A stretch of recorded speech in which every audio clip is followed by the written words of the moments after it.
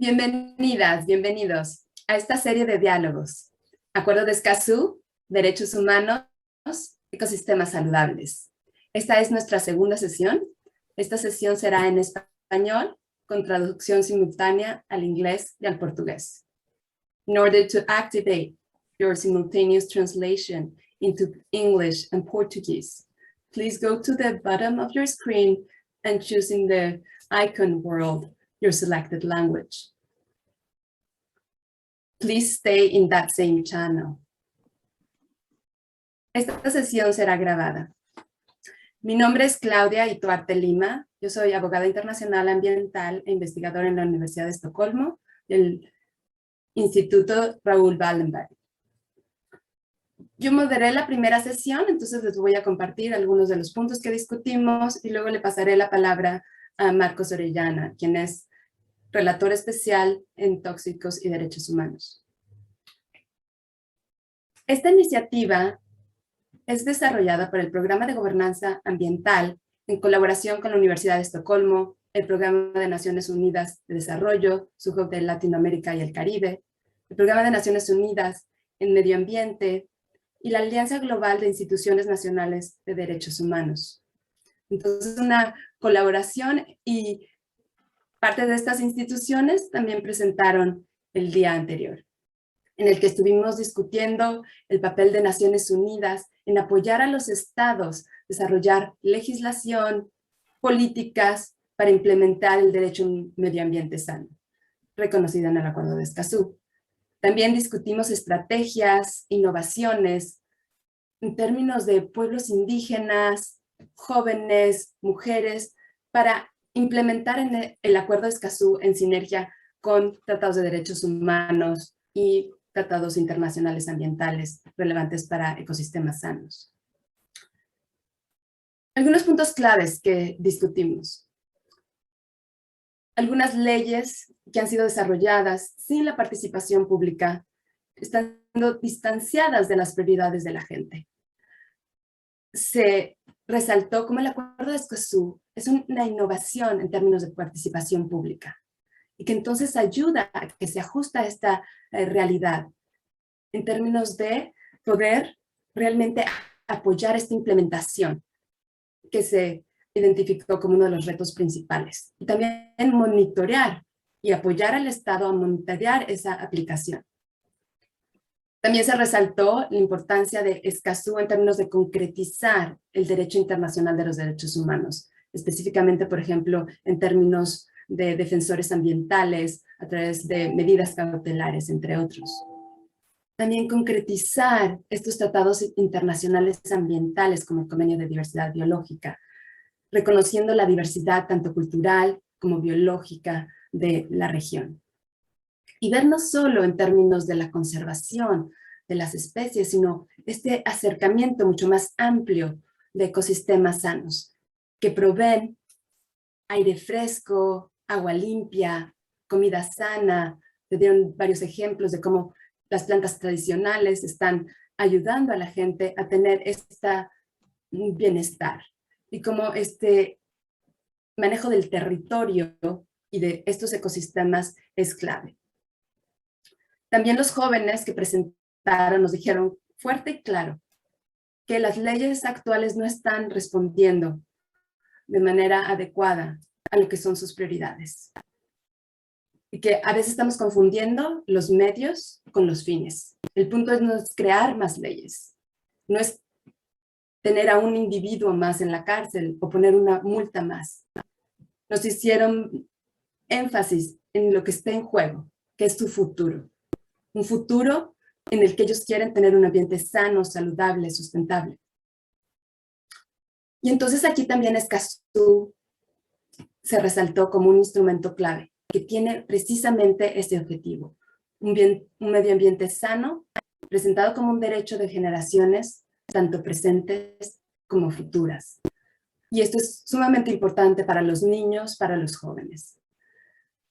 También se hizo énfasis en que muchas de estas instituciones nacionales actualmente no están dando esa información oportuna que puede hacer a los jóvenes y a los niños a actuar de manera efectiva. Entonces, también aquí, y también se proveyeron diferentes ejemplos de cómo la información, la educación ambiental, la justicia, puede realmente ayudar a esta colaboración entre el público y las instituciones del Estado para catalizar esta acción y tener este medio ambiente sano sin dejar nadie atrás.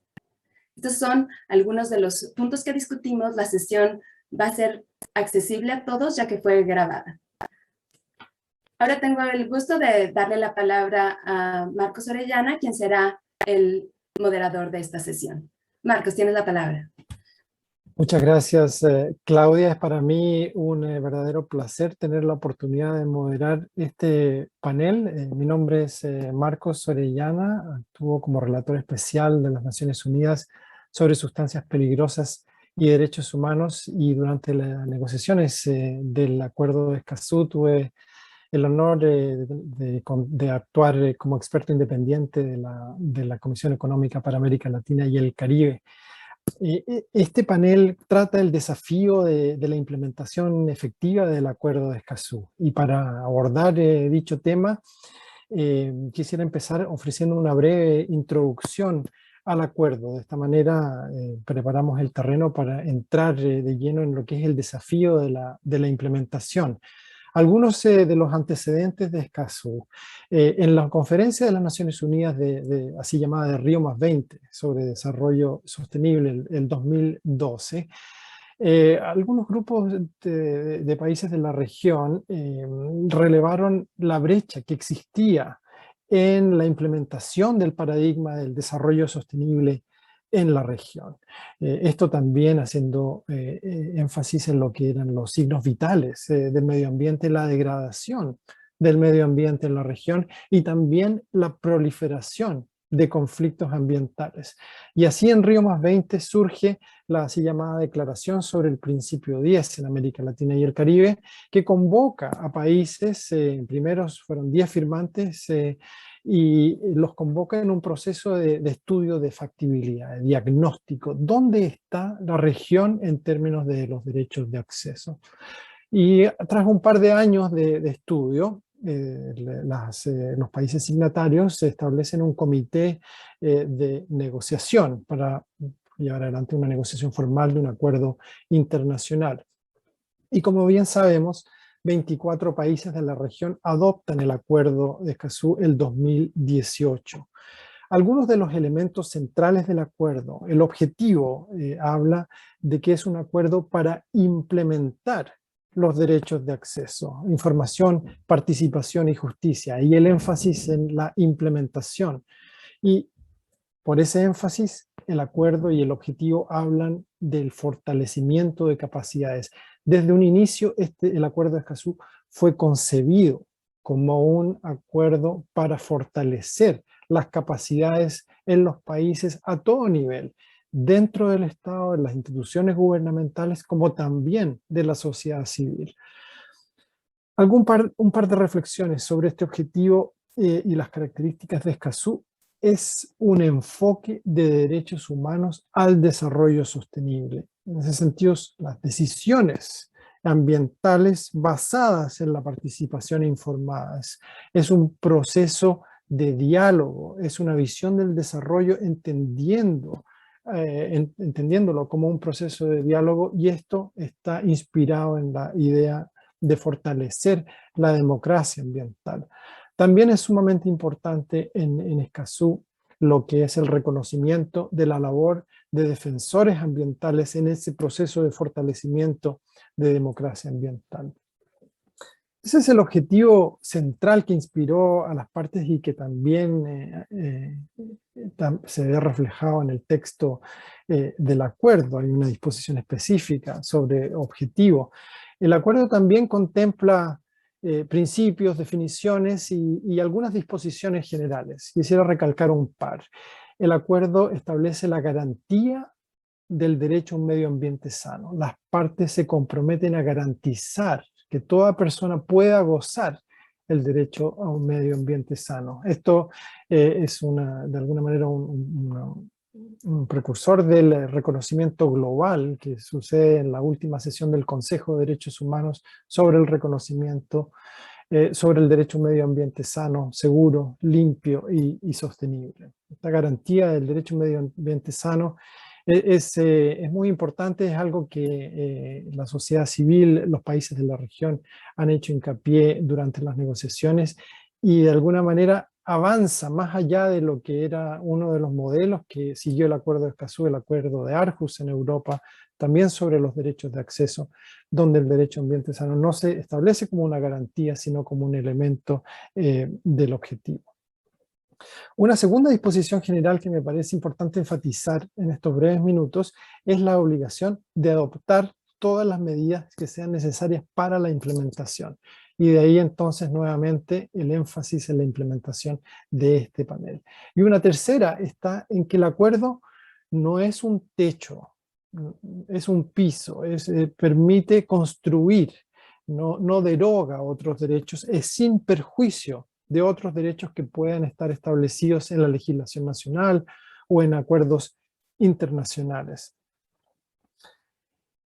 Tras establecer algunas disposiciones generales, el acuerdo articula los derechos de acceso, modalidades para el ejercicio de los derechos de acceso. Esto incluye también sistemas para generar información ambiental, mecanismos para facilitar la participación, etc. Ese es tal vez el corazón del acuerdo y una innovación y el elemento tremendamente importante del Acuerdo de Escazú es la introducción de un cuarto pilar en los derechos de acceso, información, participación, justicia, pero también defensores ambientales, obligaciones de generar un entorno propicio, de reconocimiento, de protección, etc. Para no extenderme más, empezar a concluir, poner énfasis en que el acuerdo es un acuerdo de cooperación y fortalecimiento de capacidades. A ese efecto, establece una cierta institucionalidad, por ejemplo, contempla una conferencia de las partes, donde las partes se reúnen periódicamente a evaluar el progreso del acuerdo, a establecer medidas para su mejor aplicación. También el acuerdo contempla una secretaría, escucharemos en unos minutos a Carlos de Miguel hablar de eso también. Y también el acuerdo contempla un comité para apoyar la aplicación y el cumplimiento, comité de cumplimiento. Esta es una modalidad que es común en acuerdos de derechos humanos, también en acuerdos ambientales, y ahí hay un tema de agenda pendiente para la primera conferencia de las partes a realizarse para definir sus reglas de procedimiento. Eso en muy breves minutos, 5 minutos, para dar un bosquejo general acerca del Acuerdo de Escazú y de esa manera entrar a hablar acerca de los desafíos de la implementación. Y para eso contamos con un gran panel. Primero quisiera presentar a Carlos de Miguel. Carlos es jefe de la Unidad de Políticas para el Desarrollo Sostenible de la División de Desarrollo Sostenible y Asentamientos Humanos de la CEPAL, la Comisión Económica para América Latina y el Caribe, desde el 2001 está afiliado Carlos a la CEPAL. Carlos, tienes la palabra. Muchas gracias, Marcos. Tengo que reconocer el trabajo de Marcos todos estos años apoyando el proceso del Acuerdo de Escazú. Es una de las personas que lo conoce desde dentro, así que es un placer compartir contigo y con el resto de los panelistas hoy. Creo que la primera reflexión sobre la implementación tiene que ver con precisamente qué es la CEPAL. La CEPAL, ya se ha dicho, es una comisión económica para América Latina y el Caribe que trabaja en la región desde 1948 y que precisamente busca trabajar en el desarrollo sostenible de los países de América Latina y en su integración. Y el Acuerdo de Escazú, fruto de tantos años de trabajo en la región y de ver las necesidades en temas de desarrollo económico, de desigualdad, de pobreza, que por cierto con el COVID en ambos casos, en los aspectos económicos y sociales, hemos retrocedido notablemente, ya tenemos 209 millones de pobres, y en temas ambientales tenemos muchas falencias. Y fruto de ese trabajo, nosotros hace ya muchos años empezamos a ver que estos derechos de acceso, la democracia ambiental que se ha mencionado, son derechos procedimentales fundamentales para lograr lo que todos buscamos, que es el desarrollo sostenible de los países y una región cooperadora, colaborativa e integrada. Entonces, uno de los elementos fundamentales para la implementación tiene que ver con el integrar el acuerdo precisamente en todas las decisiones de desarrollo sostenible en los países. El Acuerdo de Escazú es un paraguas que te dice cómo hacer bien las cosas para lograr el desarrollo sostenible, de una manera dialogada, de una manera cooperativa, de una manera en la que se integran las consideraciones económicas, sociales y ambientales y a la ciudadanía en esa toma de decisiones, de manera de tener políticas de largo plazo de Estado que son las necesarias precisamente para construir el desarrollo sostenible. Por tanto, la implementación del Acuerdo de Escazú en sí mismo es un instrumento para lograr lo que todos queremos, que es la implementación de la Agenda 2030 para el desarrollo sostenible en forma completa. Y eso es una labor de la CEPAL, pero de todo el sistema de Naciones Unidas.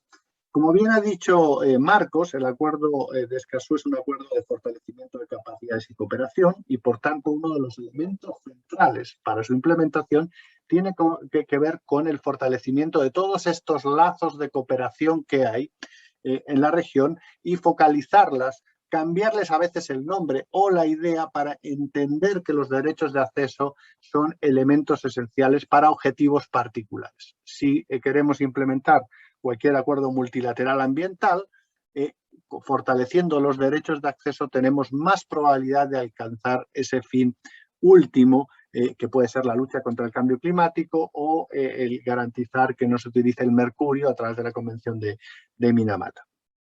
Entonces, eso lo que quiere decir es que el Acuerdo de Escazú es parte troncal de lo que ya la CEPAL venía haciendo y por eso cuando en el 2012 se nos pidió apoyar el proceso de Escazú, nosotros lo hicimos muy honradamente porque creemos que es una herramienta para el desarrollo. Y hay dentro de las innovaciones del acuerdo que Marcos ha mencionado, hay algunas adicionales. En el objetivo no solo se garantiza el derecho al medio ambiente sano, también al desarrollo sostenible. Y precisamente eso es lo que busca, un equilibrio entre todos, entre los tres pilares económicos, sociales y ambientales. Yendo un poco más a el contenido concreto del acuerdo. El Acuerdo de Escazú para la Secretaría tiene mandatos explícitos, que son aquellos mandatos que van a hacer precisamente que la Secretaría pueda apoyar la implementación a nivel nacional, pero también a nivel regional. El artículo 12 es el primero de ellos, en orden de los articulados. El artículo 12 básicamente lo que genera es un centro de intercambio de experiencias. A lo largo de la negociación y posteriormente a lo largo del proceso que vamos a tener de implementación, el intercambio de información se hace esencial. Y hay este centro de intercambio que prioritariamente se ha convertido en el Observatorio del Principio 10, al que les invito a visitar. Pueden encontrar toda la información levantada durante el proceso e incluso aportar más. El otro elemento fundamental es como bien ha mencionado Marcos, es la convocatoria y organización de las conferencias de las partes. Ahí es donde se van a decidir los principales elementos que van a atingir a la implementación a nivel regional y que luego permea a los países. La primera conferencia de las partes tiene que convocarse a más tardar en abril del 2022 y esa es la fecha que está prevista. El tercer elemento es el artículo 17 sobre la Secretaría. En él, aparte de mandatar a la Secretaría a convocar las COP, establece requisitos para la Secretaría de apoyar el fortalecimiento de capacidades y la cooperación conforme a los artículos 10, 11 y 12, fortalecimiento de capacidades y cooperación, que básicamente se focaliza en aquellas prioridades y necesidades nacionales y, por cierto, en los grupos vulnerables o en situación de vulnerabilidad. Hay especial reconocimiento a aquellos países menos adelantados, países insulares y países sin borde costero, y también es importante el foco en el establecimiento de acuerdos y alianzas regionales para fortalecer la implementación del acuerdo. Y finalmente, obviamente, la Secretaría tiene la labor de reforzar el fortalecimiento de capacidades y cooperación a nivel nacional con asistencia técnica a los países en los temas fruto del acuerdo. Creo que entre las prioridades de implementación, yendo muy rápido, la primera tiene que ver con el crear concienciación sobre los contenidos del acuerdo y sobre los derechos de acceso a nivel nacional. Nadie puede utilizar un derecho si desconoce que tiene ese derecho y, por tanto, que a nivel nacional haya ese fortalecimiento de capacidades es esencial. Otro elemento fundamental para la implementación del acuerdo en forma cabal tiene que ver con aumentar el número de países que se adhieren o ratifican el acuerdo. Hasta la fecha hay 12. Obviamente, un acuerdo de cooperación tiene más efectos cuantos más países haya incorporados en el acuerdo. El acuerdo está abierto a los 33 países de América Latina y el Caribe y ese es el objetivo de la CEPAL. El tercer elemento para garantizar la implementación es que precisamente su institucionalidad esté bien implementada, que haya una secretaría fuerte, una conferencia de las partes activa, abierta, transparente, participativa, siguiendo el proceso de participación amplia de todo el proceso previo de negociación y, por supuesto, un comité de apoyo a la aplicación y cumplimiento que ejerza unas funciones de garante y recomendador de acciones para esa implementación.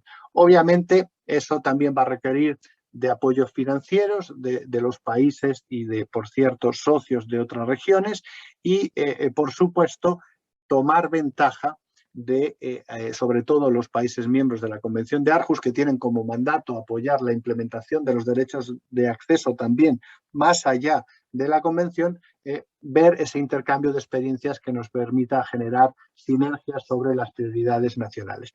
Y diría que el último elemento a señalar es poner un foco muy importante en el articulado sobre el artículo 9 sobre defensa de los defensores de derechos humanos en materia ambiental. Todos ustedes saben que ese es un problema serio en América Latina, es la región más peligrosa para los que defienden el medio ambiente y, por tanto, ahí hay que poner un foco especial a la hora de avanzar en la implementación y es probablemente donde haya que no solo poner más atención, sino más trabajo a lo largo de las próximas conferencias de las partes. Lo dejaría ahí hasta para preguntas y Marcos, muchas gracias, te devuelvo la palabra. Muchas gracias, Carlos, por la comprensiva presentación y también la elaboración de las prioridades en términos de la implementación. Sin duda que llevar el acuerdo al público es un desafío. También eso significa o releva que el acuerdo no es un acuerdo inmutable, es un acuerdo vivo, es un acuerdo que en el tiempo va a ir creciendo y eso también depende de los roles que diferentes grupos en la sociedad y en la región puedan jugar. Y para abordar el rol de las mujeres y las niñas en particular en la implementación, contamos a continuación con Andrea Quesada Aguilar. Ella es especialista de género y desarrollo sostenible, ambiente del Centro Regional del Programa de las Naciones Unidas para el Desarrollo en Panamá. Andrea, un placer darte la palabra. Muchas gracias, muy buenos días, muy buenas tardes, muy buenas noches. Muchas gracias, Marco, por esa introducción y por esta invitación el día de hoy para compartirles cómo la implementación realmente del Acuerdo de Escazú puede llegar a ser este catalista de transformación que va a poder no solamente involucrar y por supuesto garantizar los derechos a las mujeres y las niñas, sino generar estas oportunidades. Habiendo dicho eso, es difícil el poder garantizar derechos si no hay reconocimiento. Y por ende, este primer paso que debemos realmente enfocarnos cuando estamos implementando el Acuerdo de Escazú es reconocer a las mujeres, a las niñas, en toda su diversidad, como custodias de la naturaleza. El último IDH nos menciona realmente y nos resalta que la custodia va y este reconocimiento de la mano con aspiraciones relativas a la justicia social, al aumento de libertades, al control de las personas sobre sus propias vidas, y realmente el poder tener este goce de derechos genuino y real. Desafortunadamente, en nuestra región y en el mundo, seguimos teniendo una invisibilización de las mujeres, de las niñas, donde no se reconoce, sobre todo en sectores ambientales, sus contribuciones a la conservación y al uso sostenible de los recursos, donde no se toman en cuenta muchas veces los roles diferenciados y con ello, por supuesto, las necesidades y preferencias que se tienen en los diferentes sectores ambientales, y además en donde los costos y oportunidades relacionados con la conservación y el uso sostenible de los recursos no están distribuidos equitativamente.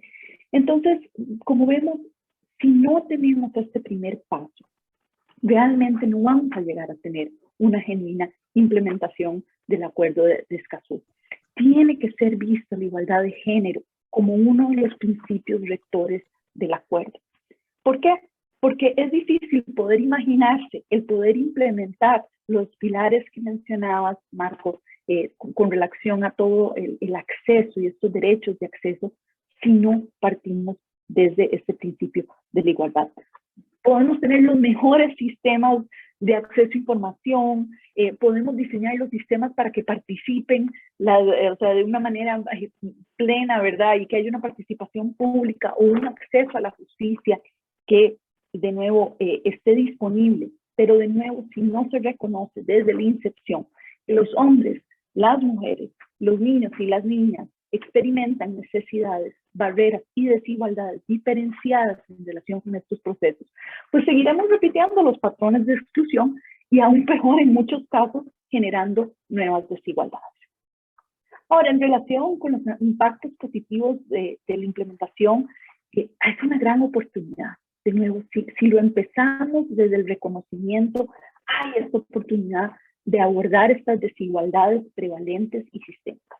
Por ejemplo, en todo lo que es acceso a la información, ¿por qué no considerar el acceso a la tecnología, especialmente a la digitalización para muchas mujeres que no tienen este acceso, o a servicios de extensionismo para mujeres que están en zonas rurales, mujeres de poblaciones indígenas, o incluso garantizar una participación plena y efectiva en la toma de decisiones más allá de una cuota, más allá de contar el número de cabezas, sino que el poder realmente tomar estas ideas, tomar sus percepciones, sus visiones e incorporarlas como parte de los acuerdos. Es más, podemos innovar y pensar que el abordar desigualdades tan complejas como por ejemplo la tenencia de la tierra es en sí un paso para implementar el Acuerdo de Escazú, porque como sabemos en muchos casos la tenencia es el prerequisito para poder participar en la toma de decisiones, para poder tener acceso a la información o incluso en muchos casos para tener el acceso a la justicia.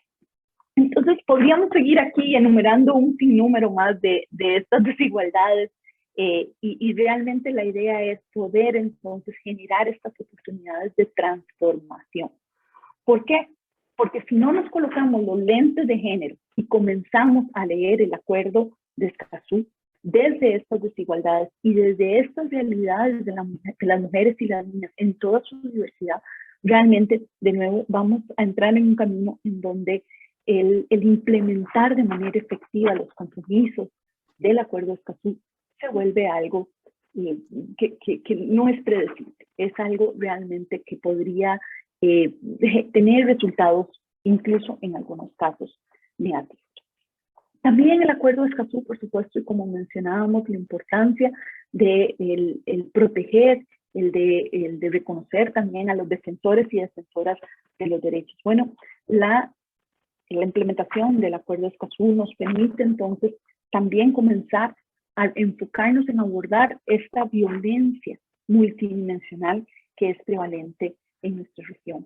Y como parte de esta violencia multidimensional, por supuesto que tenemos la violencia de género. Estudios recientes nos muestran, por supuesto, esta correlación entre la violencia de género y la violencia ambiental, donde en muchos casos la violencia de género se usa o se utiliza para, de manera desproporcionada, contra las defensoras para poderlas controlarlas, silenciarlas reprimir su poder o autoridad como lideresa. Por ejemplo, entre algunos datos, 37% de los ataques documentados en América Latina, en Mesoamérica particularmente, tenían un componente específico de género. Entonces, ya para terminar y quizá terminar en una nota positiva, sabemos que en nuestra región las mujeres y las niñas están activamente involucradas en la conservación, en el uso responsable, en la protección de sus entornos. Poder entonces implementar el Acuerdo de Escazú desde estos lentes de género va a tener este enorme potencial de poder reconocer, abordar desigualdades y sobre todo innovar. Innovar cuando se trata de abordar de nuevo estas desigualdades sistémicas que se enfrentan en la región. Es hora entonces que demos un viraje y que la conservación, el uso sostenible comiencen a tomar otro matiz, en donde el invertir realmente en promover la igualdad de género, la protección social, la reducción de la violencia de género o el empoderamiento económico de muchas de estas mujeres y las niñas no se vea entonces como un tema separado, como algo que está al lado, sino que se vea como uno de estos elementos realmente llevar a esta transformación del modelo económico que logre empoderar a todas las personas por igual, como lo dice nuestro IDH, en pro de la equidad, la innovación, el cuidado y la protección de la naturaleza. Muchas gracias. Muchas gracias, Andrea, por ofrecernos una visión de género a los desafíos de la implementación que enfrenta el Acuerdo de Escazú. Sin duda que el potencial transformador del acuerdo está ahí y es un desafío poder aprovechar las oportunidades que ofrece porque, como bien señalas, las estructuras que generan desigualdades vienen de décadas y entonces abordarlas con las nuevas herramientas que ofrece Escazú es una oportunidad importante en la implementación. También un elemento que fluye de lo que acabas de decir son las sinergias con otros procesos, ¿no? Por ejemplo, en el contexto del cambio climático, el plan fortalecido de Lima sobre género, aprobado en la última conferencia de las partes de Chile, Madrid, el año pasado, el año 2020, el año 2019 a esta altura. Ahí esas sinergias entre los diferentes procesos es una ventana para aprovechar el potencial transformador del acuerdo. Entonces, muchas gracias por traernos a colación tan importante perspectiva. Tengo ahora el placer de presentar a Natalia Gómez. Natalia dirige el trabajo de Earth Rights International sobre políticas de cambio climático y desde el 2015 ha sido una de las representantes elegidas por el público para el Acuerdo de Escazú. La misma pregunta para ti, Natalia, desde la visión del público, la sociedad civil, ¿cuáles son los desafíos de implementación? Muchas gracias. Tienes la palabra. Muchas gracias, Marcos. Sí, un gusto poder estar acá. Muchas gracias por esta invitación. Para hablar un poco de la implementación, yo quería primero remitirme un poco a la historia de Escazú y también recordar cuál ha sido el rol que ha jugado la sociedad civil en este proceso, en el proceso de adopción de Escazú, o como se conoce en Escazú, el público en general. Y tenía algunas ideas que quería compartir. Primero, el liderazgo de la sociedad civil, y este es un punto que Marcos y otros colegas conocen mucho más que yo porque estuvieron en ese momento en la historia, pero el liderazgo de la sociedad civil de convencer a los gobiernos por allá en el 2010-2012 de que había un problema en la implementación de la democracia ambiental en América Latina y el Caribe y que podríamos tener soluciones si nos embarcamos en este proceso de negociación con miras a adoptar un tratado. Fue un trabajo de la sociedad civil. Ese liderazgo nació de la sociedad civil, esa idea nació de la sociedad civil y con gobiernos campeones que en ese momento se sumaron para impulsar el principio 10, es que ahora tenemos un acuerdo de Escazú. Entonces quería resaltar ese primer elemento. cuando empieza este proceso, digamos, de prenegociación y negociación de Escazú, hay un principio que desde la sociedad civil, desde el público, tuvimos siempre muy en cuenta y sobre el que trabajamos todo el tiempo, y fue el principio de nada sobre nosotros y nosotros. Si estamos negociando un acuerdo en el que estamos hablando del derecho de los ciudadanos a participar, el derecho a acceder a la información, pues ese acuerdo tiene que ser negociado con unas modalidades amplias de participación que permitan que las personas, que los defensores de la región, defensoras, que las comunidades indígenas puedan participar, digamos, de esa negociación. Entonces, ese trabajo también de la sociedad civil, del público, llevó a que en el marco del proceso de negociación de Escazú se adoptaron unas modalidades para la participación del público que también han marcado un hito, digamos, en el derecho internacional, porque permitieron tener una participación activa y efectiva del público, ya sea por medio de los representantes del público, de los que soy una de ellas, en los que se hace una elección para elegir 6 representantes del público que puedan, digamos, entablar un diálogo permanente con los gobiernos en negociación y también con el público en general, ya sea llevando las propuestas del público a la mesa de negociación, teniendo un micrófono en esa mesa de negociación que el público puede usar para llevar digamos, sus propuestas y sus preocupaciones a ese proceso. Entonces también esa adopción de las modalidades de participación también fue un trabajo que se logró, digamos, con el liderazgo de la sociedad civil y que dotó al proceso de negociación de Escazú de un nivel de transparencia y legitimidad que también ha sido muy importante y reconocido, y que le da, digamos, digamos que ha marcado también otro hito en cómo se negocian los tratados multilaterales y cómo se puede lograr, digamos, esta amplia participación del público. El tercer elemento que quería destacar también es cómo, digamos, la sociedad civil, el público en general, contribuyó con su conocimiento y experticia para trabajar de mano con los gobiernos en la negociación y compartir las experiencias que desde la sociedad civil teníamos acerca de las problemáticas que se estaban viviendo en América Latina y el Caribe en materia de democracia ambiental. Esa experticia y ese conocimiento, el trabajo con las comunidades de base, el trabajo con el conocimiento sobre las legislaciones nacionales, el litigio ambiental que está ocurriendo en cada uno de los países, ese conocimiento y esa experticia de la sociedad civil también se ve reflejada en el Acuerdo de Escazú. Y también llevó a que digamos, uno de los elementos, el último elemento que quería resaltar, digamos, en este contexto histórico, es cómo ese trabajo y esa experticia también contribuyeron a que Escazú sea un instrumento que responda al contexto de América Latina y el Caribe. Y es que cuando se empieza a negociar Escazú, digamos, una de las ideas que flotaba por ahí era: ¿y por qué los países de América Latina y el Caribe no simplemente firman el Convenio de Aarhus?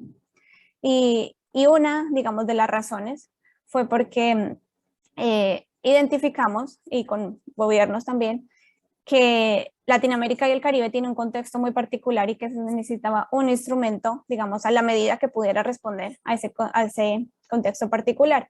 En ese sentido, digamos, hay una temática que siempre se destaca mucho y de la que tú también hablaste, Marcos, el tema de los defensores ambientales, la violencia, la conflictividad ambiental que lleva a la violencia que afecta a los defensores y las defensoras ambientales en América Latina.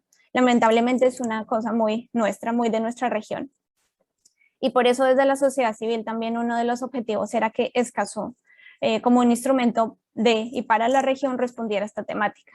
Y la protección y el pilar sobre defensores ambientales en el Acuerdo de Escazú es un pilar que nace también desde la sociedad civil, desde el público, y que después es apoyado por los gobiernos y finalmente se incluye dentro del acuerdo. Entonces ese era como el último elemento que quería destacar de la historia. Y ahora para hablar rápidamente sobre esta nueva etapa de la implementación y qué rol va a estar jugando la sociedad civil en esta nueva etapa de la implementación, y también cuáles, digamos, qué efectos positivos va a traer o está trayendo ya Escazú para la sociedad civil. El primero que quería destacar, y es conectado con el tema de defensores, es cómo Escazú está contribuyendo y puede seguir contribuyendo a un cambio en la narrativa alrededor de los defensores y las defensoras. En América Latina, lamentablemente, el contexto de criminalización, estigmatización, violencia contra defensoras y defensores es muy, muy difícil.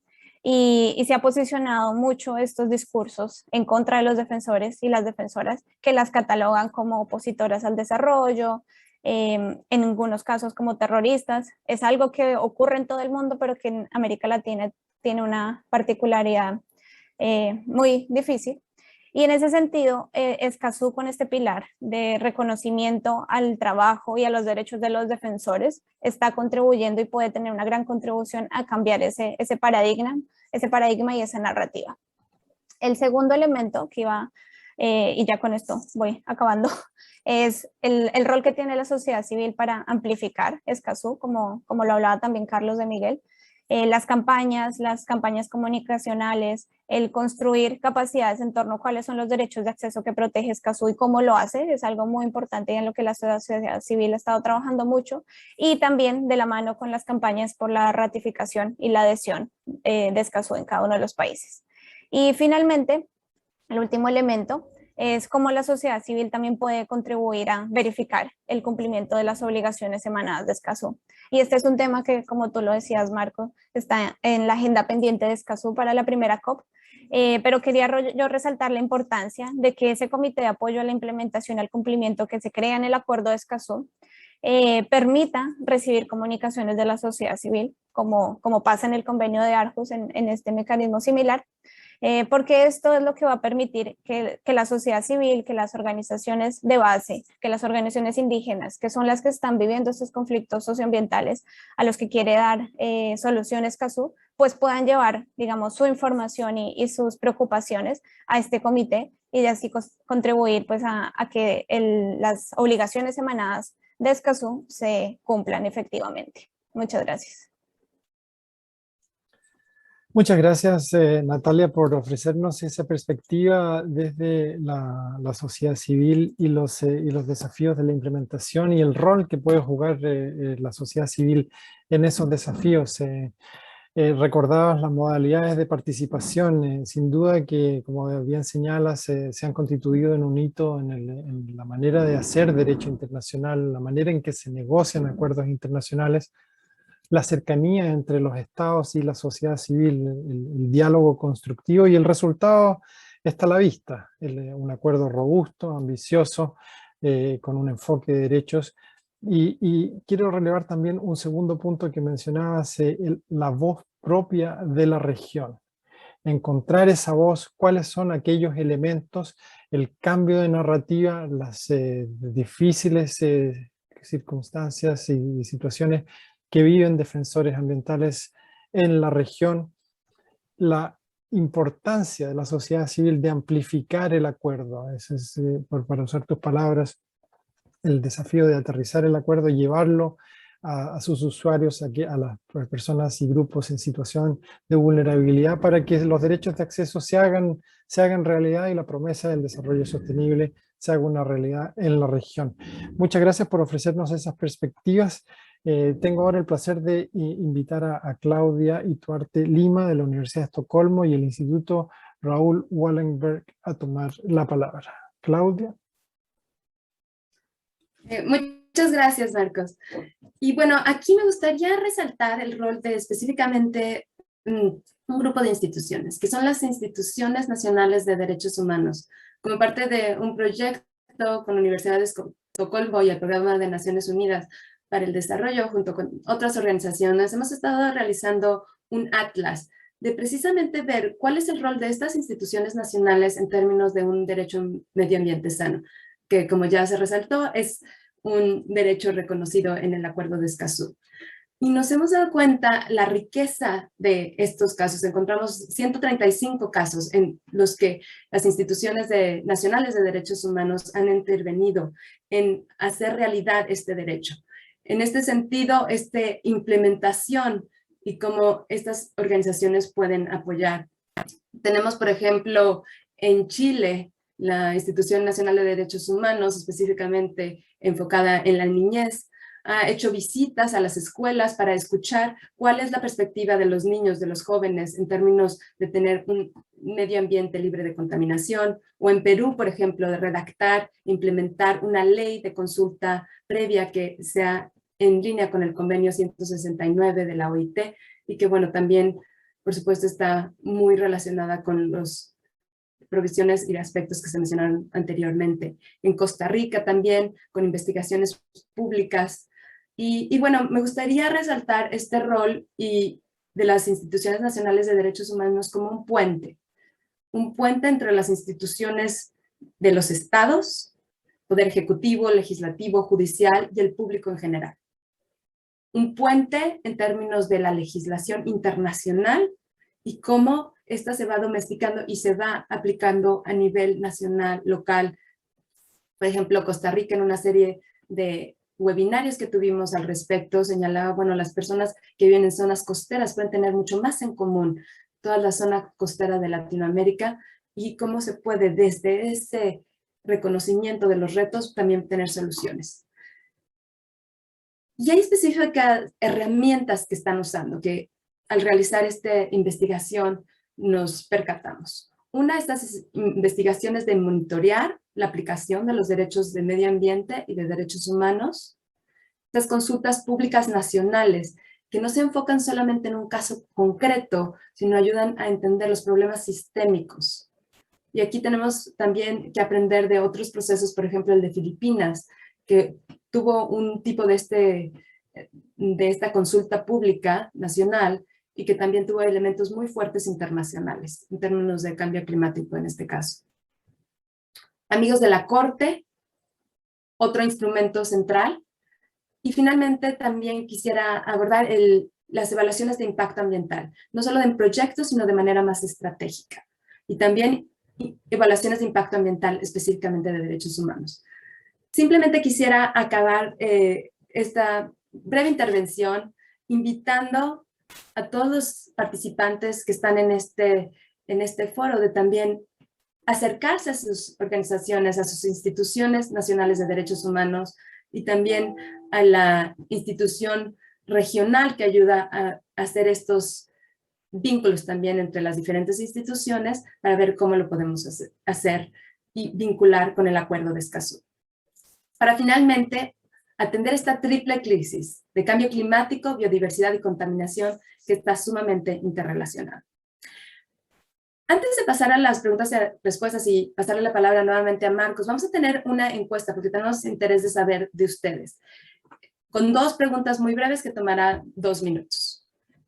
Le pido a mi compañera Marjorie que Uno de los retos que se identificaron en la sesión previa es cuáles son los siguientes de estos factores, cuáles creen que son los principales obstáculos para la implementación del Acuerdo de Escazú. Algunos de los que se mencionaron en la sesión la primera sesión del webinario se mostraron aquí. El público no tiene suficiente conocimiento del Acuerdo de Escazú. Aunque el público apoya el Acuerdo de Escazú, hay una falta de coordinación entre el público e instituciones del Estado.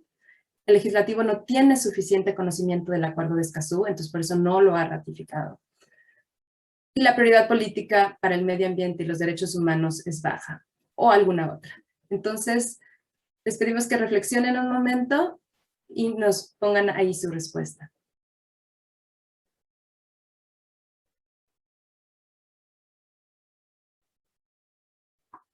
Bien, entiendo que ya están llegando las respuestas.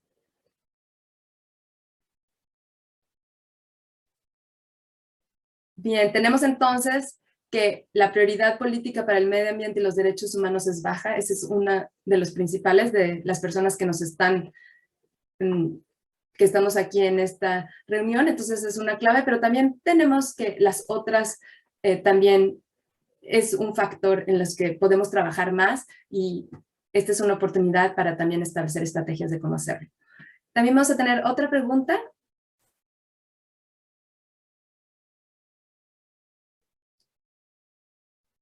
En términos de cómo se difunde las cuestiones de derechos humanos y medio ambiente entre los titulares de derechos. Hasta qué punto las organizaciones de la sociedad civil, pueblos indígenas, comunidades locales, el mundo académico en el que ustedes trabajan, tiene este conocimiento de este vínculo entre derechos humanos y medio ambiente. Las opciones es limitada a muy pocas personas, de alguna manera, pero no uniformemente entre los grupos de titulares de derechos, y bastante extendido entre los grupos de titulares de derechos. O realmente la mayoría de la población sabe acerca de estos derechos. Damos un minuto.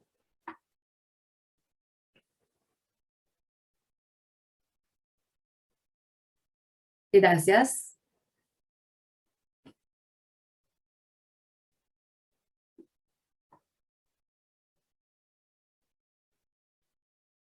Ustedes están oyendo las personas que están en otros canales en su propia lengua.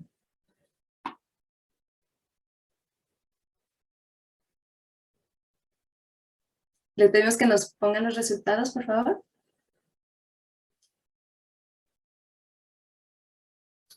Bien, vemos que de alguna manera, pero no uniformemente entre estos grupos. Entonces, bueno, las presentaciones anteriores de cómo llegue esta información a los grupos vulnerables, entre otros, las mujeres y los niños, será muy importante. Le doy la palabra nuevamente a Marcos. Muchas gracias, Claudia, por esas preguntas y también por ofrecer las respuestas.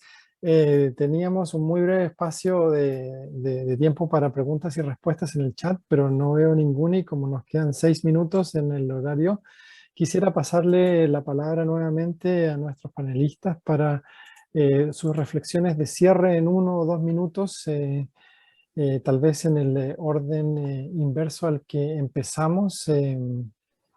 Natalia, si puedo empezar contigo y darte la palabra. Gracias. Gracias, Marcos. Creo que mi reflexión final es simplemente volver a destacar el rol que la sociedad civil y el público puede jugar en esta fase de implementación para conseguir que más países se sumen, tanto ratificando el acuerdo como adhiriéndose a él. Hasta el momento tenemos 12 ratificaciones de los 24 países que han firmado, así que hay muchos más países por los que estamos trabajando para que se sumen a Escazú, porque creo que digamos, el mayor impacto que puede hacer Escazú es poner a todos estos países, digamos, en ese piso mínimo del que hablabas tú, Marcos, y creo que cuando, digamos, que eso va a ser fundamental para el éxito de la implementación de Escazú. Así que desde la sociedad civil, desde el público, seguimos haciendo el trabajo en cada uno de los países, liderando las campañas de ratificación y de adhesión. Pero también esto significa un llamado para los gobiernos. Hay muchos países que en este momento están en campañas presidenciales donde va a haber nuevos gobiernos, así que es un llamado también para los gobiernos, para los candidatos presidenciales, para que se sumen también a Escazú y que le pongan un lugar prioritario a la protección del medio ambiente y a la protección de los derechos humanos en nuestra región.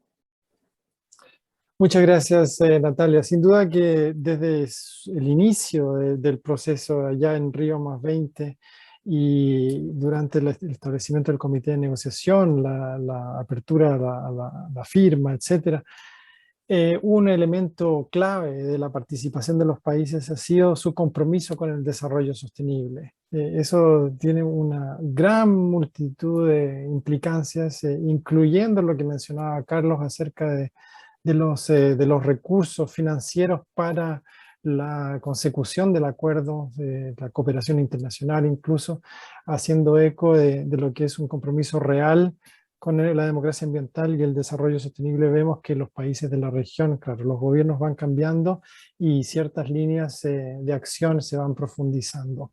En este momento, Andrea, una invitación a un minuto para reflexiones finales. Muchas gracias, Marco. Bueno, yo creo que vos lo mencionabas, como el acuerdo de cambio climático sí tiene género. Bueno, yo lo expando un poco. Todos los acuerdos multilaterales ambientales ya incluyen mandatos de género, incluyen planes de acción de género.